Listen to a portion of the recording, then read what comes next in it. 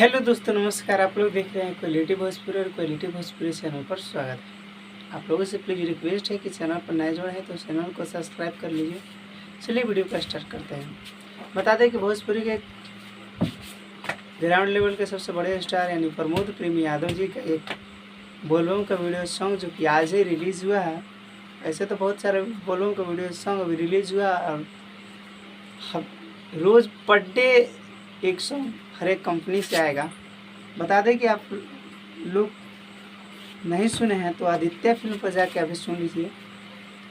शिव जी के दासी जो कि लिखे हैं विशाल भारती जी और आप लोगों के फेवरेट सिंगर एक्टर प्रमोद प्रेम यादव जी गाए हैं और वीडियो पंकज सोनी जी का है। आज रिलीज हुआ है आदित्य फिल्म पर शिव जी के दासी। तो आप लोग आदित्य फिल्म पर जाकर वीडियो सॉन्ग को सुनिए। बहुत बवाल और बहुत बेहतरीन का बोलबम का वीडियो सॉन्ग है। तो बस यही आप लोगों को बताने के लिए वीडियो बना रहा हूँ। और अगर वीडियो पसंद आया होगा तो लाइक करके कमेंट में ज़रूर बताइएगा।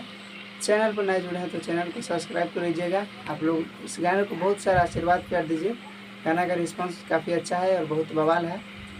मिलते हैं नए वीडियो में, तब तक के लिए जय हिंद, जय भोजपुरी।